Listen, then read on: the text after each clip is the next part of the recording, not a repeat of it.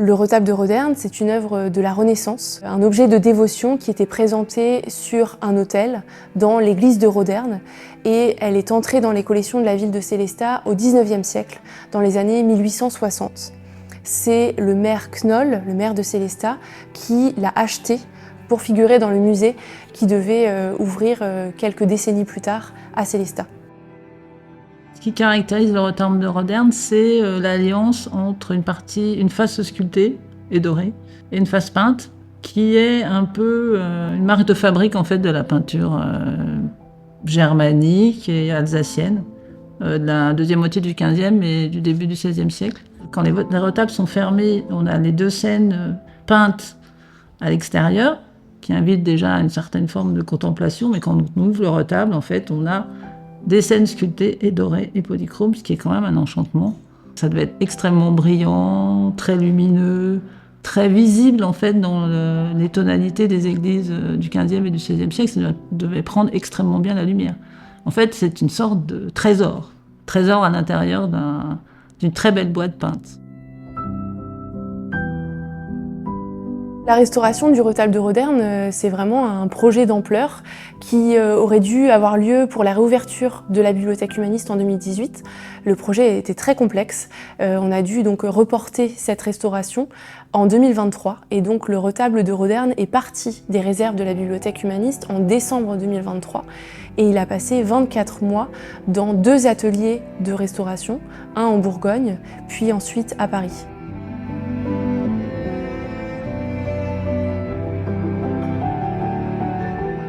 Donc on est 7 conservateurs-restaurateurs qui travaillons sur le retable. Nous avons 3 restauratrices de sculpture qui s'occupent donc des faces sculptées, 3 restauratrices de peinture qui s'occupent des faces peintes et un restaurateur qui est spécialisé dans le support bois qui s'occupe de la structure bois de cet ensemble. La peinture peut être faite sur une toile, sur un mur ou sur des planches. Et dans ce qui nous préoccupe pour les volets du retable de Roderne, c'est que les peintures sont faites sur des planches de bois qui sont encadrées et qui étaient avant des parties mobiles d'un ensemble contenant au moins 3 panneaux. Ce que l'on constate sur les 2 volets, c'est qu'a priori, les cadres n'ont jamais été ouverts, jamais démontés. Ils ont été restaurés, mais ils sont intègres dans la totalité, cadres et panneaux. Le mode de fabrication de ce type de décor, c'est que les panneaux et les cadres sont assemblés sans être peints et les peintures sont exécutées après que l'ensemble ait été assemblé. Les parties sculptées qui sont au revers de ce panneau, c'est des parties sculptées qui sont appliquées sur le panneau lui-même et qui sont maintenues à l'aide de chevilles. Sur ces volets, j'ai 3 types d'interventions. La stabilisation des fentes ou des ouvertures de joints propre à chaque panneau. Donc on va travailler avec des infiltrations d'adhésifs. On travaille avec des colles animales qui sont réversibles et qui sont tout à fait compatibles avec les adhésifs utilisés à l'époque pour fabriquer le panneau. Le deuxième type d'intervention, c'est la stabilisation des éléments sculptés qui sont fixés au revers des panneaux. Certains sont mobiles, d'autres comportent des défauts d'appui. Donc là, il va être question de reconstituer ces appuis et de redonner une cohérence structurelle satisfaisante à l'ensemble. Et la troisième phase d'intervention, le troisième type d'intervention, c'est que ces panneaux sont construits avec des planches collées les unes à côté des autres. Les variations hydrométriques font que ces planches peuvent s'élargir ou se rétrécir. Et ce retrait des planches a fait qu'on a un jour qui est apparu entre le champ supérieur tel que le panneau est positionné là et son cadre.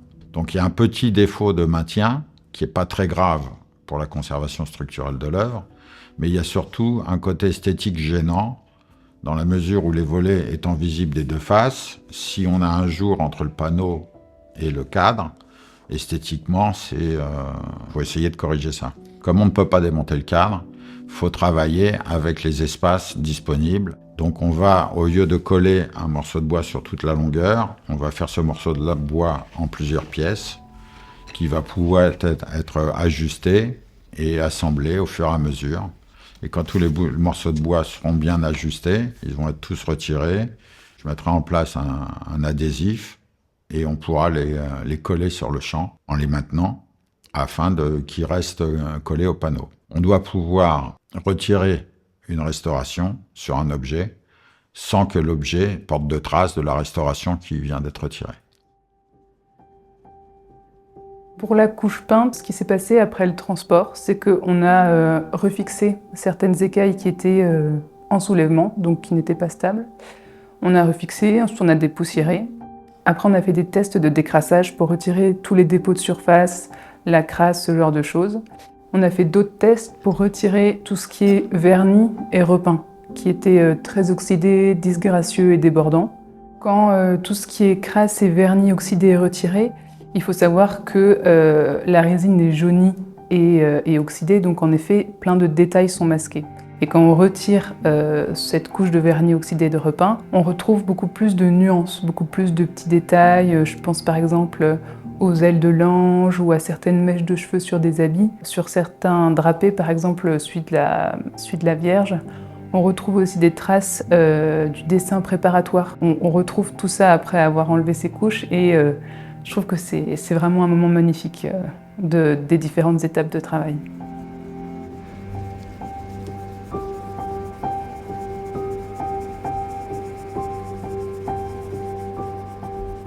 La couche d'origine est là. Il y a un repeint beige ici, et visiblement sur ce repeint beige, peut-être ce repeint blanc. Mais ils sont peut-être de la même époque, mais j'ai quand même l'impression que lui, il passe sur celui-ci. Et on voit bien, même en nettoyant, en fait, ce que je laisse, c'est par exemple ça, ce tracé en épaisseur, c'est un tracé d'origine à base de Garance, qui fait juste l'ombre, avec un rouge moyen et puis un rouge plus clair. On voit très bien la différence de qualité entre ces gros trucs toute grisouille et puis cette partie sombre qui est toute lisse, toute fine. Alors, il n'y a pas de craquelure sur les parties sombres, c'est simplement parce que les parties claires sont à base de blanc de plomb qui se rigidifient beaucoup plus dans le temps et qui forment donc une petite craquelure. L'épaisseur de toutes ces couches qui ont été apportées au fil du temps masquait vraiment la finesse de la couche picturale. Et on a redécouvert une peinture tout en délicatesse, avec des transparences, des glacis très bien conservés, ce qui n'est pas toujours le cas pour des peintures de cette période. Et donc les étapes de nettoyage ont été très satisfaisantes, parce qu'on a vraiment redécouvert la finesse de certains visages. Quand on restaure, c'est le moment principal où on regarde vraiment les objets. C'est-à-dire que même si on l'a vu quand il est arrivé, c'est quand on commence à travailler dessus qu'on commence à vraiment regarder. Et ce qu'on a découvert, en tout cas moi pour ma part, c'est une qualité de dessin et de peinture et de traitement des couleurs très grande. Avec des superpositions de glacis, même si c'est un peu abîmé par le passage du temps, par les usures, etc. Il y a une délicatesse, en fait, des rapports de couleurs, des traits. C'est un très bon coloriste, le peintre. Le peintre ou l'atelier, en fait, qui a réalisé cet œuvre. Il a des rapports très délicats, il a des verts avec des rouges. Il travaille sur les complémentaires, mais sans que ça soit trop fort. En fait, il a des petits détails. Il y a beaucoup d'or, en fait, de l'or qui est abîmé, mais il y a de l'or sur les bordures de vêtements. D'une manière assez délicate, en fait. C'était quand même... Oui, c'est ça, c'est une peinture délicate. Il y a une délicatesse dans les rapports de couleurs. Je pense qu'il faut imaginer les couleurs d'origine plus vives que ce qu'on voit aujourd'hui. À la fois, on a des zones très usées, où on va voir la préparation, et on a des zones qui ont moins souffert, qui sont plus riches, qui ont gardé leur intégrité. Notamment l'encadrement où je pense oui, à certaines zones dans les drapés rouges, également le rideau vert qui est encore assez intense, bien qu'il soit possible que le glacis qui a été posé par-dessus soit décoloré. Mais on a quand même un bel exemple de ces couleurs vives qu'il faut imaginer encore plus vives quelques centaines d'années en arrière. La question des origines, c'est toujours une question traumatisante, en fait. Ça a traumatisé l'histoire de l'humanité, de revenir soi-disant aux origines. Donc, en fait, il faut s'approcher au plus près de ce qui reste de la matière d'origine et la protéger, elle. Et si on ne peut pas arriver au plus près de la matière d'origine et donc au plus près d'une image potentielle de ce qui était à l'origine, mais on n'est pas sûr de tout à fait celle d'origine, tout a changé, eh bien, de la rendre la plus visible et compréhensible possible pour notre temps. C'est-à-dire avec ses défauts, avec ses qualités, avec le passage du temps, parce qu'en fait, sur chaque objet, il y a le passage du temps. Et c'est un peu ça notre métier. Et puis c'est de l'indiquer, en fait, de le dire, de militer pour garder des traces d'usage ou pas trop. Là, par exemple, il y a des éraflures sur certains visages qui sont nettement du vandalisme, en fait. On a biffé certains personnages. Il faut les rendre visibles sans les rendre complètement prééminentes, puisque c'est pas ça. Le plus important, c'est pas le fait qu'il y ait du vandalisme, mais c'est le fait que l'objet existe toujours et qu'il a toujours été transmis au cours du temps. Donc il faut toujours ajuster un tout petit peu les positions qu'on va prendre. Et donc le vrai propre de notre métier, c'est ça, c'est d'étudier, de regarder la matière, de voir dans quel état elle est, de proposer des interventions avec des arbitrages sur qu'est-ce qu'on peut faire, qu'est-ce qu'on ne peut pas faire, jusqu'où on peut aller, techniquement. Après, en face de nous, on a des conservateurs de musées, des historiens d'art, qui ont un autre point de vue, qui ont un point de vue qui est parfois beaucoup plus documenté sur l'histoire de l'objet, sur son sens réel, son sens liturgique, son sens symbolique. Donc à nous de dire « Ah, la matière ne va pas supporter ce que vous aimeriez qu'elle fasse », ou de dire « Nous, on peut aller jusque-là, mais après, on ne peut plus faire grand-chose ». Donc c'est des arbitrages, des discussions. Les différentes étapes de la restauration, aussi bien en Bourgogne qu'à Paris, ont été ponctuées par des réunions de chantier où la ville de Sélestat, donc, que je représentais en tant que ville de Sélestat propriétaire du retable de Roderne, et la DRAC, qui assure le contrôle scientifique et technique de l'État, et en particulier de Laure Mendous, donc conservatrice des monuments historiques, nous nous retrouvions pour discuter avec les restaurateurs sur les différentes options qui, au fur et à mesure des découvertes, au fur et à mesure de la restauration, devaient faire l'objet de choix, en fait, de décisions de la part de la DRAC et de la ville de Sélestat. Ça me gêne plus les taches dans le nuage que sur la pierre, en fait.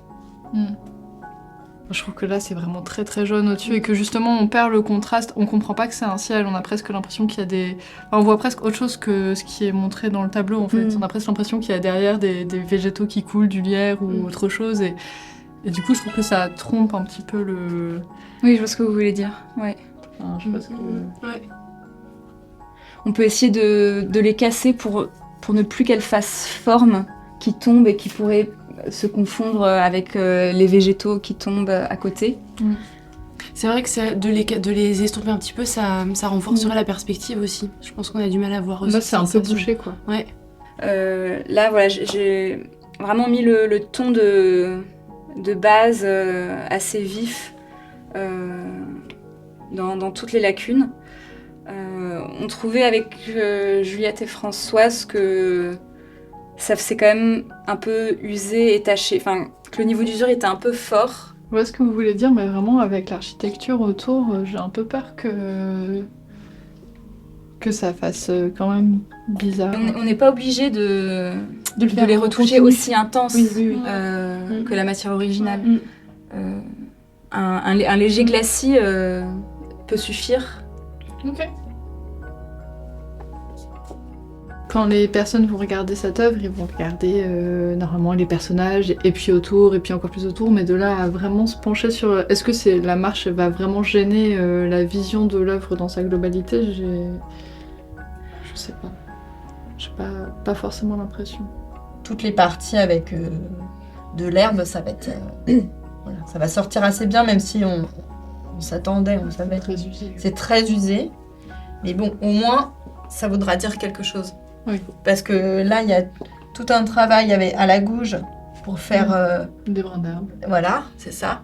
Et qu'on ne peut pas comprendre avec ce gris-là. Et sachant que le gris, il passe par-dessus la dorure. Donc ici, ça va être un peu plus compliqué. Mais on trouvera une solution. Mais là, ce que j'avais fait, je le referai pas parce que justement, maintenant que je sais qu'il y a un encollage, sur les traitements à queue, il faut être un peu plus prudent. Un retable d'une telle qualité, garder ça, c'est pas possible. Non, mais je suis bien d'accord. Donc, en fait, on a beaucoup de repas à enlever à beaucoup d'endroits. Ouais, ok. Le dragon, par exemple, il est vert. Ici, là. Ici, ici, là. ici. Ouais, donc tu vois, ça fait un truc qui devait déborder un petit peu jusque-là. Et et qui va bien avec le côté un peu pas gravé par finement. Ah oui, bah, regarde, tout ça, il n'y a pas de gravure. Mais non, en plus c'est ça, t'avais vraiment ça, c'était caché. Peut-être que ça retombait, tu vois bien dessus. On voit pas que c'était pas fini. On voyait le bleu. Je sortirai les relevés de l'étude et puis on les complétera. Donc en 2017, j'ai participé à l'étude des panneaux du retable de Rodern. Sur la partie spécifiquement sculpture, on a pris la suite des interventions à Saumur. Le retable a été transporté dans mon atelier à Paris pour poursuivre le travail. Au niveau de notre intervention pure sur les sculptures, on va dire qu'il y a deux grandes opérations. Une opération de dérestauration qui consiste au retrait de nombreux repeints locaux qui sont postérieurs à la création de l'œuvre et qui sont plutôt assez modernes. Ça nous prend beaucoup de temps. Et ensuite, plus des opérations conservatoires où on nettoie l'œuvre pour retirer des couches d'encrassement. Dans un deuxième temps, on fera des comblements et des retouches. Il y a deux grands axes. En fait, le premier, qui est pour nous le cœur de notre métier, c'est faire en sorte que l'œuvre puisse continuer à se conserver. Donc on va enlever tout ce qui la dégrade potentiellement. Par exemple, des encrassements, ça peut dégrader les couches. Des vernis trop anciens ou trop oxydés, ça peut dégrader les couches. Une polychromie, ça se soulève, on peut perdre des écailles. Nous, on va faire en sorte de stabiliser l'œuvre. C'est vraiment la base de notre intervention, elle est là. Il se trouve que pour le retable de Rodern, l'aspect très particulier avec tous ces repeints fait qu'on a une perte importante de ce qu'on appelle la lisibilité, c'est-à-dire qu'on a du mal à comprendre les couleurs, les formes, les lignes et les volumes. Le retrait de ces repeints et ensuite dans un deuxième temps des comblements à certains endroits et un peu de retouche, ça va permettre de gagner, de comprendre mieux comment c'était à l'origine et de percevoir beaucoup plus facilement ce que ça raconte. Voilà. Et ça, c'est plus une transmission du message, enfin, en tout cas des formes, quoi, des couleurs. Ce qu'on a envie de comprendre, c'est comment les œuvres étaient créées à l'époque. Mais en fait, même si on les dérestaure, qu'on enlève les restaurations postérieures, là, notamment ici, la bronzine, et qu'on essaie de les restaurer, en fait, ça sera de toute manière différent de ce que ça a été au moment de la création. L'idée, c'est pas forcément de retourner à l'état original qui, certes, devait être très beau. Parfois, il a même carrément disparu sous les deuxième et troisième repeints, donc ça n'a pas d'intérêt d'effacer en fait cette histoire pour retourner à un état original qui est perdu. La particularité de cet objet, je dirais que c'est la variété des couches peintes, des techniques de polychromie, puisqu'on a autant de la dorure assez classique que de l'or parti, que des glacis colorés, des motifs rapportés. Enfin, il y a beaucoup de choses sur cet objet. Et donc on doit s'adapter à chaque zone. Chaque opération est adaptée à une zone, une couche. Et donc on a une quantité de méthodes de retrait de repeint assez importante. Là, en retirant les couches récentes, on découvre des petits détails, on a découvert des décors rapportés qu'on ne soupçonnait pas forcément toujours. Plus de cabochons que prévu, en tout cas l'emplacement de plus de cabochons. Je pense qu'on se rend compte de la complexité des décors de feuilles. On avait vu de l'or et de l'argent, mais là, leur partie semble avoir été quand même beaucoup utilisée. Comme on y passe beaucoup de temps, qu'on est beaucoup sous loupe binoculaire pour travailler de façon précise, on voit beaucoup de choses. Donc on renseigne de plus en plus l'œuvre et on se rend compte de la complexité de son histoire. Et ça, c'est quelque chose qui est peut-être assez compliqué à voir de l'extérieur, mais on a rarement des œuvres vierges à qui il n'aurait rien arrivé. Souvent, elles sont repeintes, elles sont recollées, elles sont décapées. Et ça fait vraiment partie de nous, nos observations. On va essayer petit à petit, même sans donner des archives, on va essayer de reconstruire le fil de ce qu'on appelle l'histoire matérielle. La première phase de notre restauration, c'est ce qu'on appelle de la dérestauration, c'est-à-dire qu'on enlève ce qu'ont fait nos prédécesseurs. Et ça... Comment ? C'était des repeints très débordants et surtout qui masquaient complètement la richesse de décor, la richesse chromatique, d'opposition, de couleurs, d'opposition mat brillant, tout ce qui est en fait très recherché par les polychromeurs pour animer les sculptures. Tout ça, c'était masqué par ces repeints qui, comment dire, on n'avait pas quelque chose en noir et blanc, mais on avait beaucoup de doré et beaucoup de gris noir.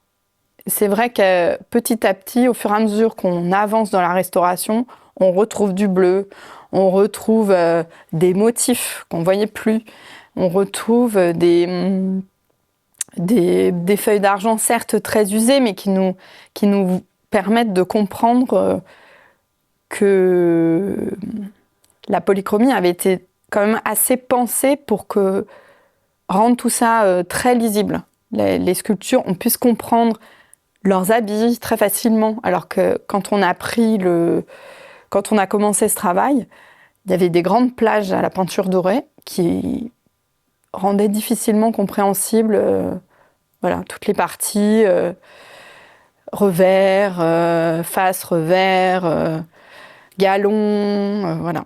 La difficulté de la méthode chimique, parfois ça fonctionne très bien, et parfois quand on a affaire à des vernis par exemple, puisque là c'est ce qu'on est en train d'essayer d'enlever sur les carnations surtout, des vernis organiques qui sont peu solubles, qui en vieillissant deviennent peu voire complètement insolubles, donc ils sont difficiles à retirer et ça implique de mettre en œuvre des gels ou appliquer des solvants qui peuvent aussi dégrader les couches qui sont dessous. Alors on essaye de les protéger en mettant des solvants siliconés, en utilisant des gels pour limiter les pénétrations, mais là, le cas échéant, on est un peu limité par ce vernis qui est très insoluble. Donc on va chercher d'autres solutions parce que les premiers tests qu'on a faits ne sont pas très satisfaisants en termes de résultats et en termes de mise en œuvre, et ce qu'on constate aussi sur les carnations. Cet ensemble de couches qui forment les carnations sont sensibles à peu près à tout. Donc elles vont réagir à tout ce qu'on va mettre dessus. Donc on est obligé de mettre en place des stratégies un peu différentes pour intervenir.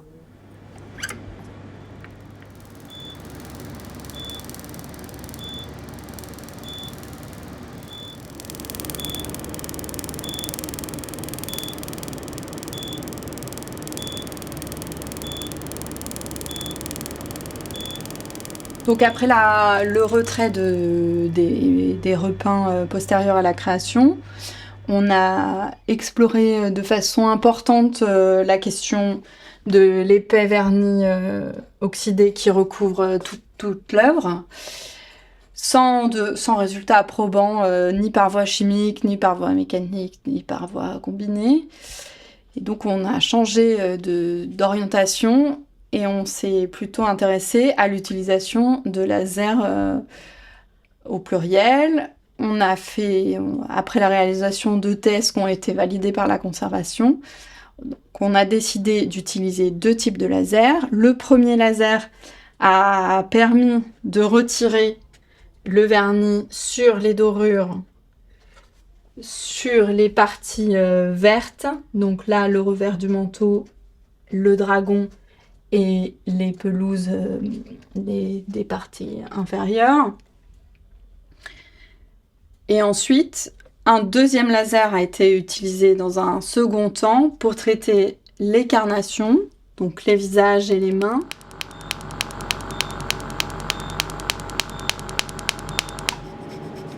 En fait, maintenant qu'on a dégradé la matière, on peut l'enlever avec un solvant qui normalement ne dissout pas du tout ce vernis. C'est très satisfaisant et surtout c'est assez inespéré parce qu'on était vraiment bloqué pendant longtemps. On a testé beaucoup de choses avant de trouver cette solution. Donc quand on trouve, on est contente.